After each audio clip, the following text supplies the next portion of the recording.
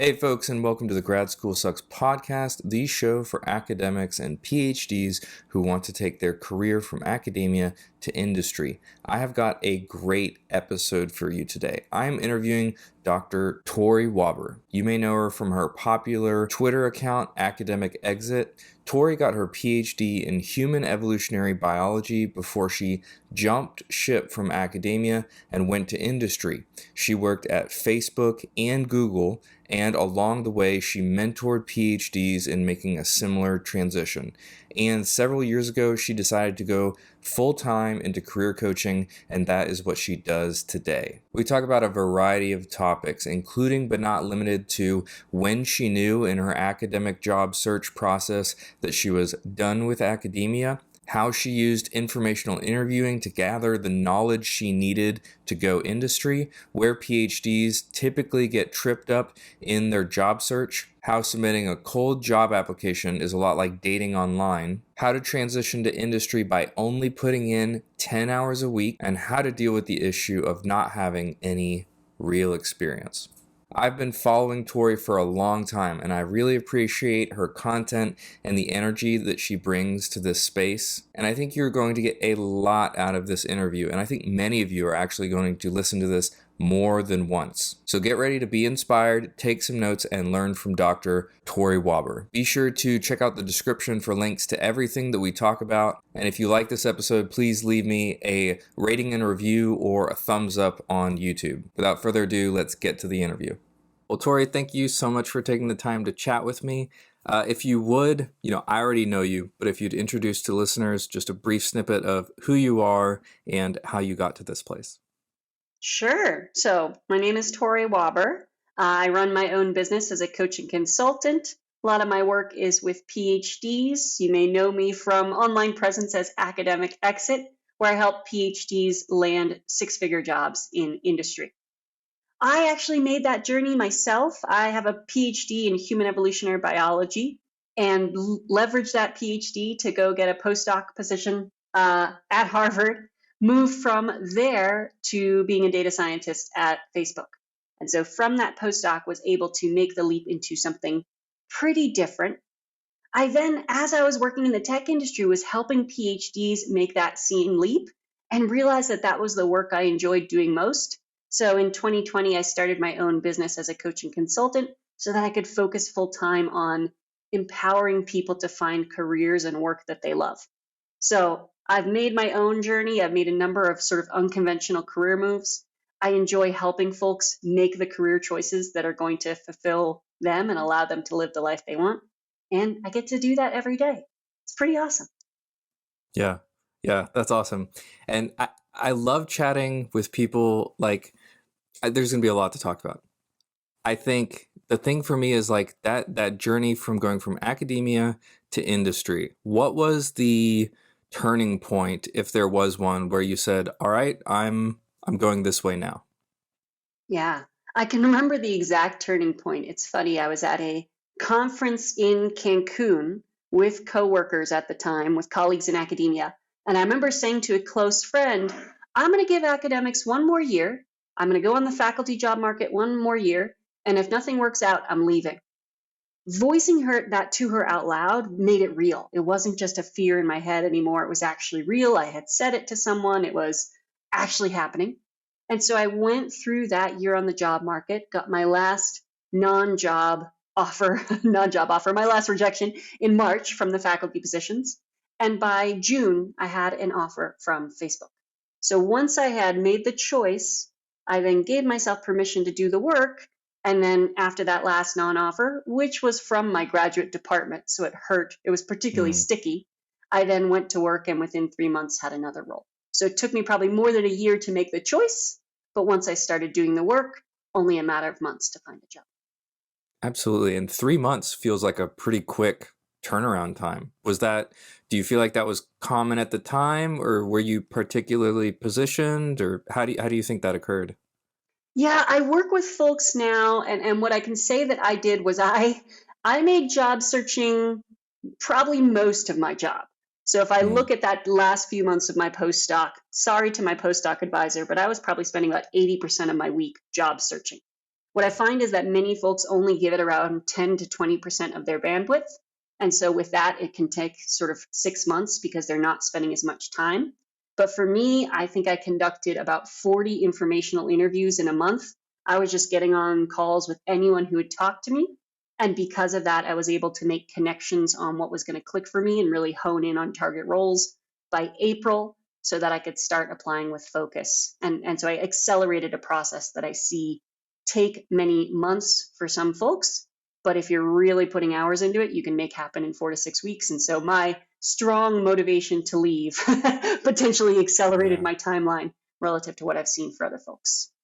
Absolutely. I feel like what you just said is something that every PhD should rewind. You did 40 informational interviews. 40. And what did you feel like the value was of doing those informational interviews? At that time, and this sounds a little silly, I had no idea what other jobs were available. Yeah. I had moved to graduate school and I didn't really do the career fair as an undergrad because I knew what I wanted to do. I knew I wanted to go to grad school. And so I was doing that exploration that many folks might do at 20 years old, right? Looking Mm. at jobs. And so for me, some of those conversations were just what's possible. I talked to like a friend's mom who was an NSF program officer. I talked to folks in consulting. I talked to folks in tech and financial services all over the map. And at the beginning, it was really to say, what is out there? Such that then, as I started to get some idea of clicks, it was then, where can my skills be of service? And so I Mm. took those phases of just what is possible, then what is possible for me, then how do I actually position my skills as relevant? And I did that very quickly. And by about 4 weeks in, I identified that data science was going to be an area of interest. And a former classmate of mine who was doing that said, go learn SQL. And so by April, I was already learning SQL, having identified that that was going to be my path. But I started off very broad, just talking to Yeah. anyone who would speak to me.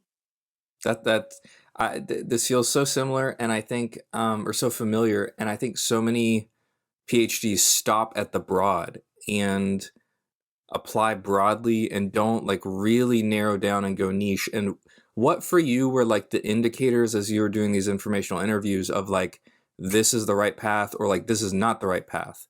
Like what helped gain focus? I think for me, data science at the time, and this is data science of 10 years ago, so some of the things I will say here no longer apply. When I was talking to folks about data science, I was recognizing, hey, I can do this. They have different terminology, they have different topics, but I was hearing folks talk about experiments, and I was like, I've done experiments. Hearing folks talk about moving around data to run regressions, hey, I've done that.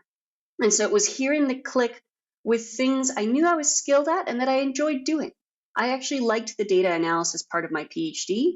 And so the opportunity to do something I was fairly good at, that it sounded like they needed, and that I enjoyed was just what was clicking. UX research was probably my backup because that also sounded similar. But at that time, the data field was just hiring like crazy. And so both the market opportunity and me hearing that I had relevant skills encouraged me to move forward with that, as well as just some friends and colleagues who said, no, you can do this, who didn't even know they weren't PhDs, but they gave me the confidence that it would be possible. So I think that was what led me to that path. Yeah, that makes so much sense. And apologies if you answered this just a second ago. Did you do any upskilling as you were like getting into applying? So this is an interesting one. PhDs tend to like to go take like another course or do another PhD. And I don't recommend applying for roles where you have to do a lot of upskilling, more where like you're at 80 and you want to get to 85%. And so for me, I would say I had the vast majority of the skills just from the statistics, probability, experience I had in R from my PhD. I learned SQL, and I learned SQL in about 6 weeks. And I think about 6 weeks in, I was already interviewing for the Facebook role. My knowledge of SQL was very light. Like I was actually asking questions how to do things in my interview. But I was fortunate that at the time they were hungry enough and they said, she's smart, she'll pick this up. And so they took a little bit of a shot on me in terms of my not knowing very much SQL. It's much tougher to get into data science now, but there are still other fields where if their desire is strong enough, they will be willing to let you upskill a little bit on the job if you show that you're already on the trajectory of upskilling. but it's important not to view that as starting from zero. If you want to apply to a job where you need to start from zero, that's just going to be a longer path than if you find one where it's getting from 80 to 85% instead of going from 0 to 50, if that makes sense. Absolutely. No, that makes a ton of sense. Okay, so let's maybe fast forward a little bit. You get into your career, you're working at Google. You climbed the ladder a little bit at Google, is that right? Mm-hmm. Yep. And what lessons did you learn from that journey, particularly about like the differences between academia and industry, and whether it's like a culture shift or anything like that? Yeah. Well, I managed to get promoted at both Facebook and Google. And what I recognized having done that was the importance of self advocacy. I don't think in academics we're culturally taught to do it. I think some folks still know how, and they do very well as a result. But especially in a large company like Facebook or Google, if you're not speaking up for yourself on behalf of your work, you will get lost, you will get forgotten.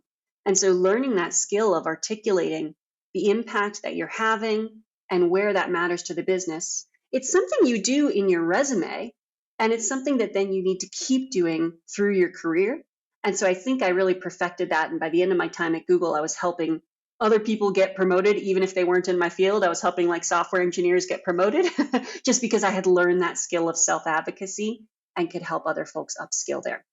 And so I think that skill, as well as learning to build relationships, I didn't have either of those in place from academia, but they were critical to large company work.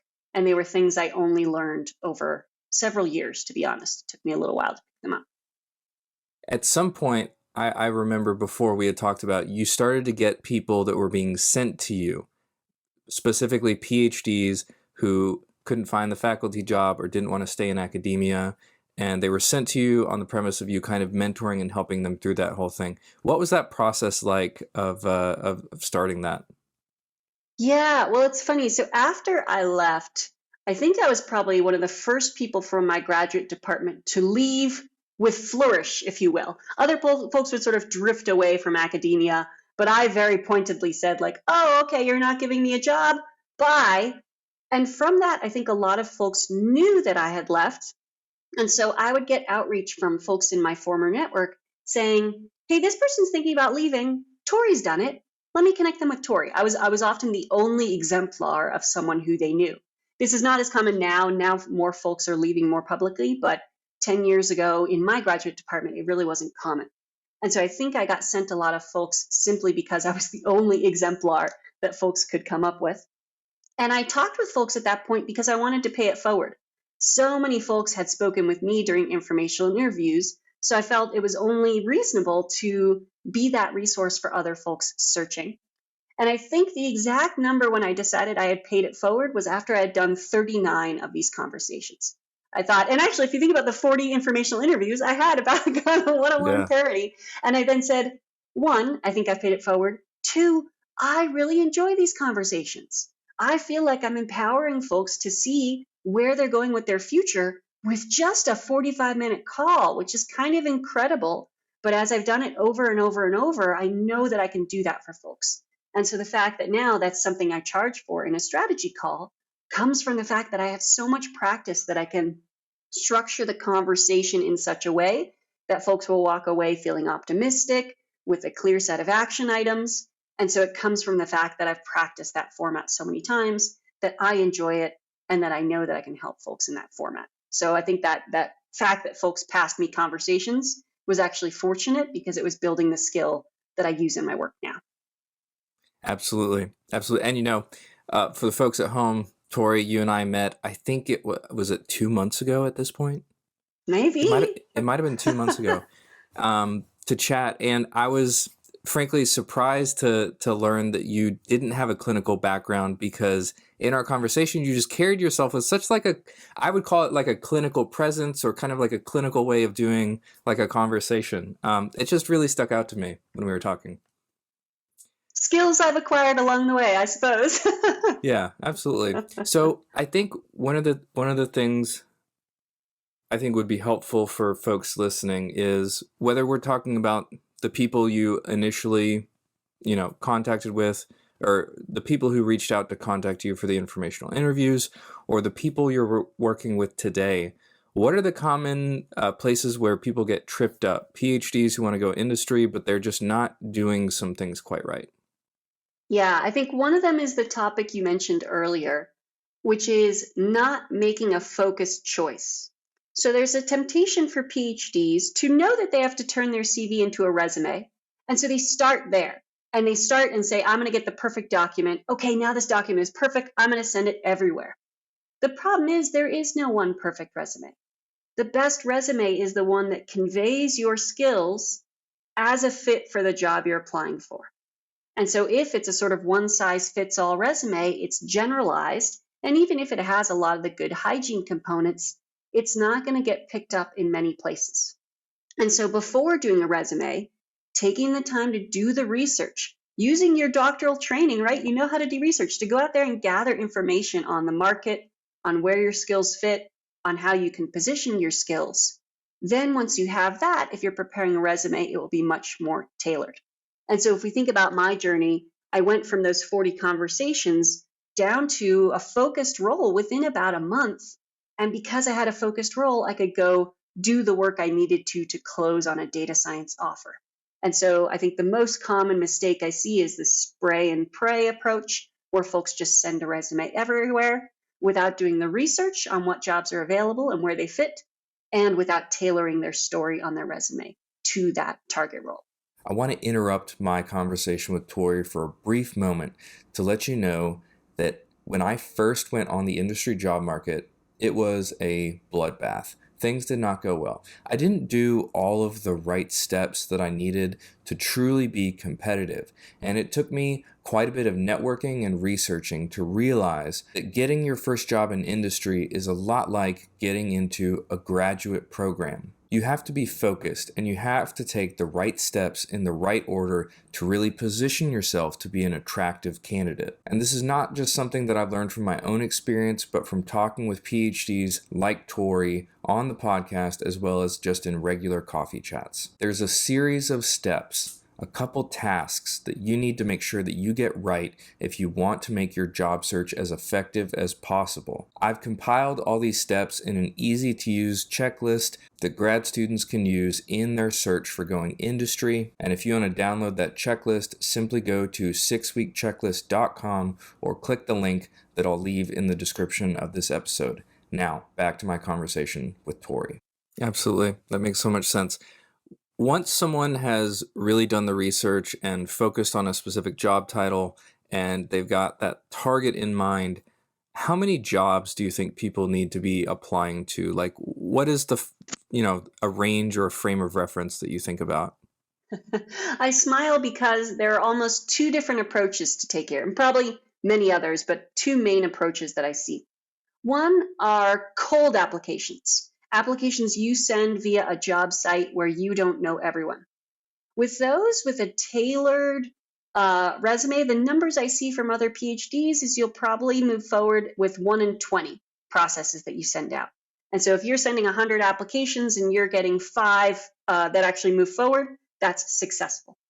But I actually don't recommend using that one as much because I recommend warm applications, which is where instead of sending a resume to a job site, you're talking to someone about their team, about their company, and they say, hey, based on what you're doing, it sounds like you're a fit over here.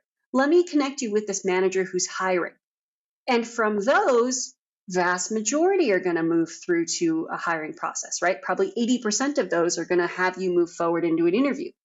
You will have many fewer of those, but say if you're having only 10 of those conversations and 8 of them move you forward to interview processes, you're doing a lot better than with that 100 cold application strategy.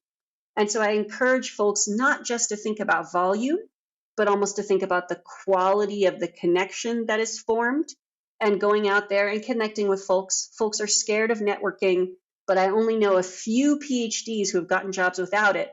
And so being ready to talk to people and make connections that way can go a long way in terms of improving your conversion rate per opportunities. And I personally, I did not submit a single cold application.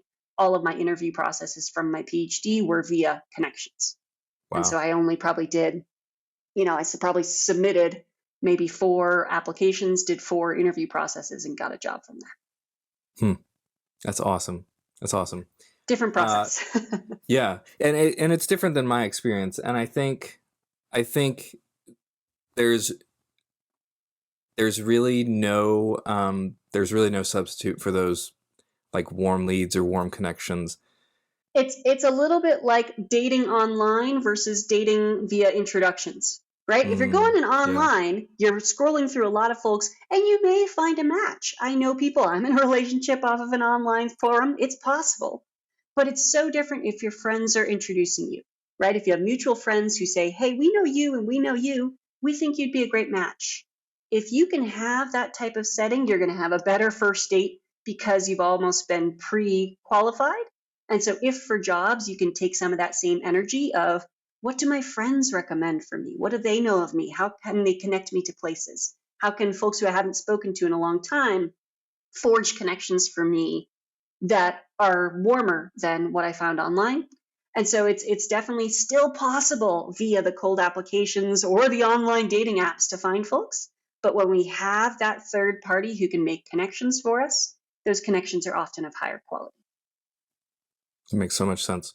So let's maybe zoom out for just a second and say there's a listener at home, they're finishing up their PhD, they already know they want to go industry. They're working, let's say like 25 to 30 hours a week on all that work. And so they can carve out potentially 10 to 15 hours a week for their transition to industry. How would you recommend people think about using those 10 to 15 hours a week? Yeah.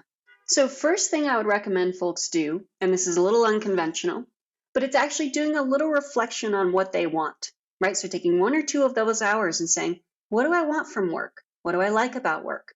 What do I not like? How do I want to have work show up in my life? And what do I want to do? And doing that before spending a second exploring the market, really to check in with yourself and then update that as you start to explore externally, but to make sure you just start with that self reflection. And then with the 10 to 15 hours a week, I recommend connecting with folks via conversations wherever possible. It's going to give you more insight onto what jobs are really like than reading a job description.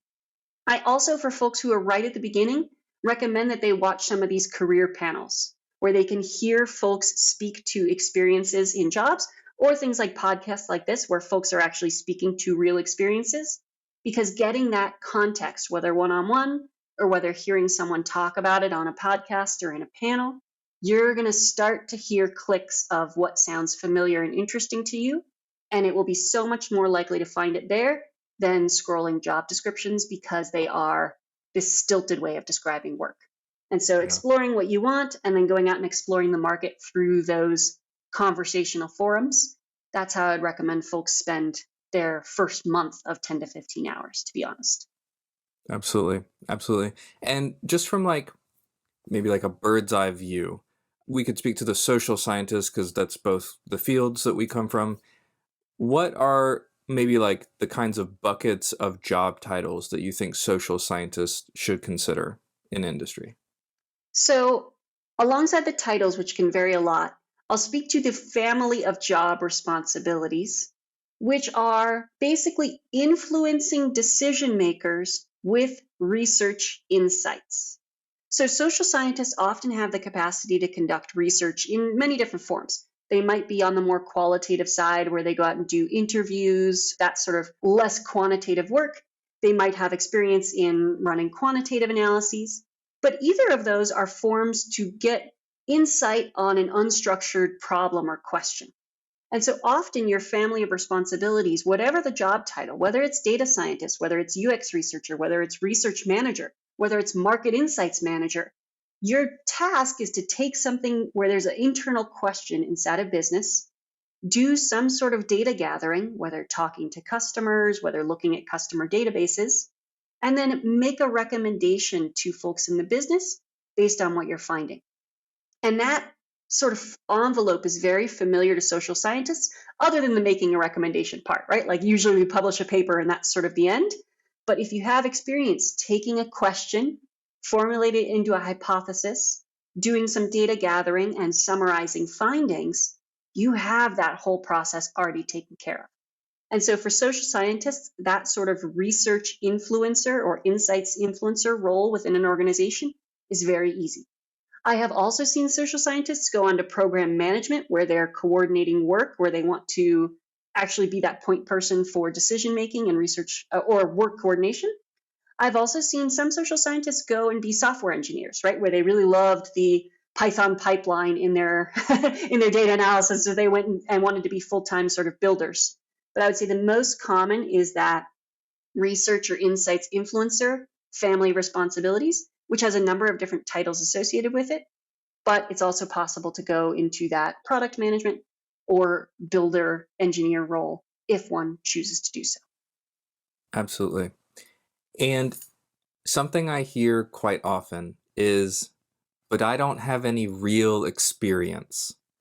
And I hear that from PhDs who are like, they want to get out of academia, but they're like, this is just a pie in the sky dream to go industry.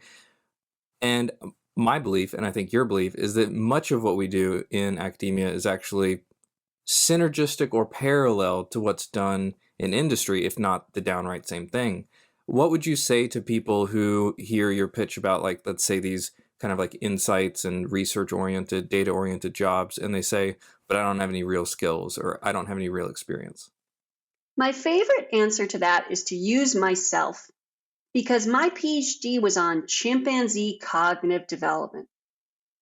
That is a niche, and that is a niche that has no relevance to business. Sorry, broader impact section of my NSF. Really, the relevance is very limited. And yet, I was able to go in and with these skills I had, convince folks that my skills were relevant, even though the topic was very different. Now, I also made a little joke in my interviews of like, well, chimpanzees, Facebook users can't be that different, right? And so like it was almost the topic became a punchline, but the skills, the fact that I could write scripts in R and make data do what I wanted to do, to clean it up if there was funny data and be able to look for missing values or anything where we had to impute or clean up a data set. Those skills were incredibly relevant. I had to learn to talk about them in skills focused language and use a bit more business jargon. And so that's part of the process when you're doing these informational interviews and career panels is listening for the new jargon and adopting that when you speak about your own work.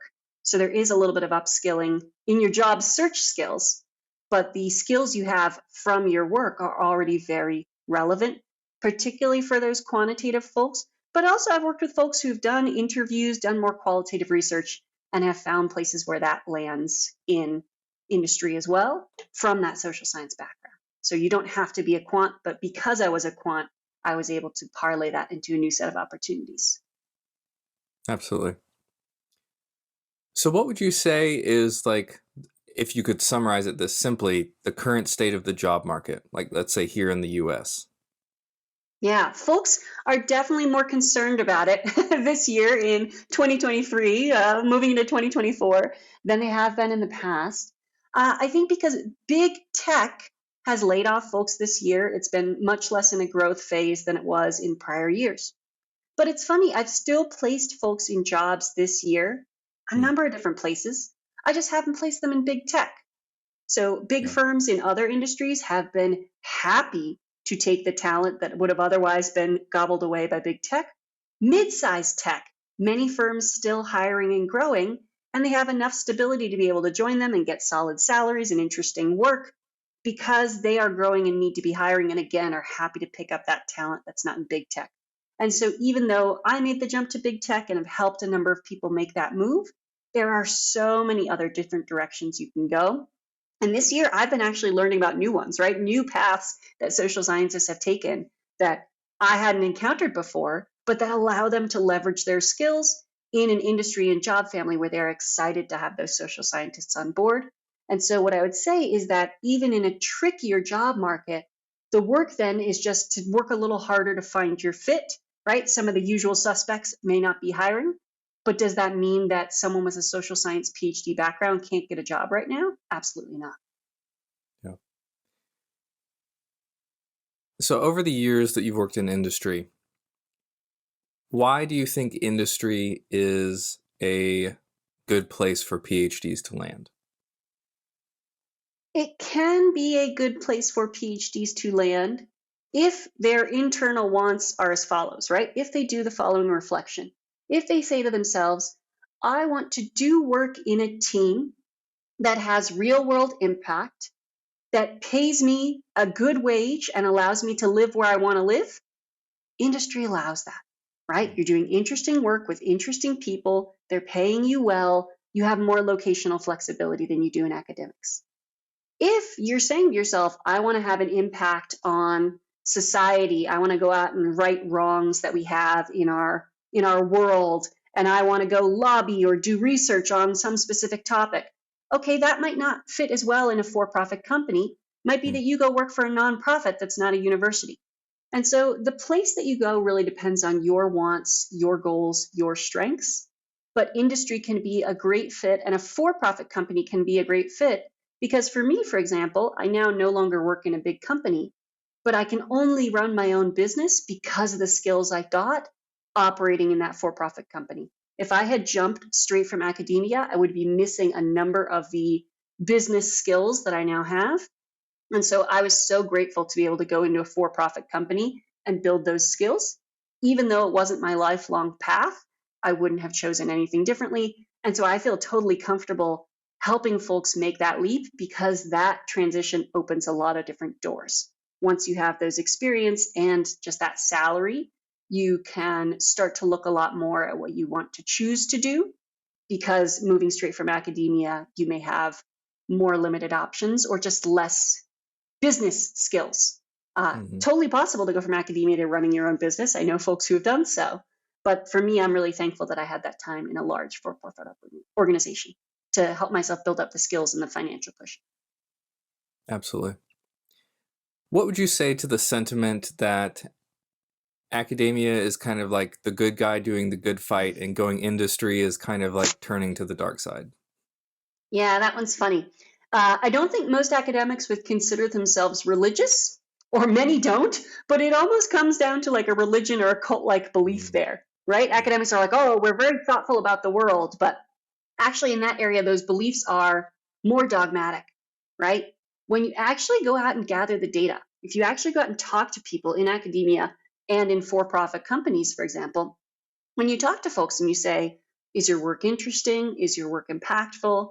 Do you feel like your work is selling your soul to the devil? You won't find that many folks in industry who say that. There might be some who really feel like they need to do that to earn a salary. But most folks say, no, I feel like I'm doing interesting work, like I have autonomy to choose my topics, like I get to work with a team on interesting problems. And so I think academia can sometimes use those beliefs to demonize other work, to almost scare people into saying, where I would say, don't take those beliefs at face value, go investigate them, right? Use your data skills, go have some conversations. If you go talk to folks in industry and you hear from them that they feel like they're selling their soul, okay, you've validated that belief. But my guess is you won't hear that, right? My guess is that you will hear that it's a lot more gray than the black and white that academia likes to paint there. And so I would invite folks to question that dogma. Awesome. Awesome. Well, Tory, for the folks who are just ready to go industry, whether they are graduating here in December or maybe in May, in about 6 months, what are 3 things that they should do after hearing this podcast? Like 3 things over the next week that you think they should do to take those first steps? Yeah. So 3 things. 1, go do that self-reflection. I can't tell you how many folks skip that. They never ask themselves what they want. And it's a good season to do so, right? You have some time, you're just cozy, you're sitting around, do some journaling, take a long walk if you're in a warm climate, and just think about what you want from work, what you're not getting now, and what you need in your next opportunity. So please take the time to check in with yourself. Second, go watch a career panel or go check out a podcast with someone who has a career that interests you. And up front, doesn't matter how weird it seems, how irrelevant, whether you don't think your skills will fit there, just give yourself permission to explore for the sake of exploring. What I really like to recommend folks do is start exploring broad and then funnel down. So for folks right at the beginning, explore anything that interests you, no matter how weird or strange it seems. And then the third thing I would do is to ask folks to put the pause button on applying. Give yourself at least a couple weeks, if not 4 to 6 weeks, to go out and do that exploration and conversation, get to know the market, get to know yourself. And so, full permission if you're thinking about leaving to not apply yet. Because you think maybe you're going to get information from sending applications that'll tell you whether your resume is clicking, but usually it just hands folks a scoop of rejection. And so what I would suggest is, as your first step, give yourself permission to not apply, to put a date on your calendar, maybe in about a month, right? Where you say like, okay, that's when I'm going to have enough information to move forward, but to not spend your time in applications and job descriptions, and instead start with that exploration, both of yourself and of the market. How's that sound? That sounds great. That sounds awesome to me. Yeah. So you create content. Let me just back up and start there. You create content. Where are the main places that you create content that you think people should go follow you? Yeah, so my main content for academics comes via the Academic Exit account on Twitter. That's just Twitter at Academic Exit for at least as long as Twitter exists. And there I share resources, insights, normalization. I start conversations among the PhDs who have left academia on Twitter so that we can help folks to see that this is a viable path and it's possible. For the folks who then want to go deeper, who are actually making this choice to move and want more insight on how to do so, my newsletter is a great resource. I send things out that are specifically designed for PhD job seekers so that folks can take that next step and feel well resourced to do so. I think we're going to put the link to the newsletter hopefully in the description here so that folks can follow up there. I think it's also linked on my Twitter. But basically, those are the places where if you're just checking this out, if you're just starting, Twitter, I also have an Academic Exit YouTube where I've hosted a number of career panels. And so if folks are really early stages, I would say checking out either the Academic Exit Twitter or YouTube is helpful. If you're at the point where you've chosen to move and you're now looking to figure out how, places like my newsletter and my Academic Exit Playbook are going to be a lot more useful because they will help you get the tools and resources you need in order to move forward, moving from PhD out into the non-academic world. Awesome. Awesome. And yeah, I'll have links for all of that in the description below, whether you're listening on the podcast or you're on YouTube. Tory, was there anything you wanted to talk about today that I didn't lead us to cover? No, I mean, I think the only thing I will state for folks, and I think this has probably been implicit in what I'm saying, but I want to say it explicitly, this move is possible. It's possible for whoever out there is listening. Take my example from chimpanzees as your example to heart, that folks can make this happen. And so giving yourself permission to explore, permission to make that move. Anyone who's telling you that it's impossible or that it's wrong, that your skills aren't going to apply and that you can't make that move, they're just not looking at the data, right? I work with folks every day, every week, making this move. It's possible. You're allowed to make that choice. So take what we've talked about today and use it as resources, but I hope that folks at very least take away that they are allowed to leave academia. It's okay. It will open doors and opportunities, and that their skills and expertise have value outside of the academy. Absolutely. All right, Tory, last question for you. What is one thing you think grad students should do, whether it's fun or professional, before they finish grad school? Oof. I mean, for me, it's just enjoy grad school, which is hard because a lot of folks don't. But it is this protected time where you can research things that interest you, where you can have lunch and just chat with folks about random topics. And so actually savoring that time. I know that many folks are in toxic environments in terms of advisors, et cetera. And so telling them to savor might sound really silly. But at least for me, I enjoyed my time in grad school, and I don't think I gave myself permission to enjoy it, nor permission to enjoy life outside of grad school as much as I should have. I probably worked more hours than I needed to. And so giving yourself permission wherever you are to enjoy your work and enjoy your life outside of work. Maybe that sounds a little sappy, but I guess that's what I would ask for folks. No, I love that. All right, Tory, thank you so much for chatting with me today. It was great to talk with you. Yeah, great chatting with you, Matt. It was a lot of fun. All right, folks, that was my conversation with Dr. Tory Wobber. I hope you got as much out of it as I did. Again, please check out the description of this episode for links to everything that we talked about. Be sure to subscribe for more episodes like this and leave a rating or review or a thumbs up if you like the episode. Don't forget to share with a friend, and I will see you all next week.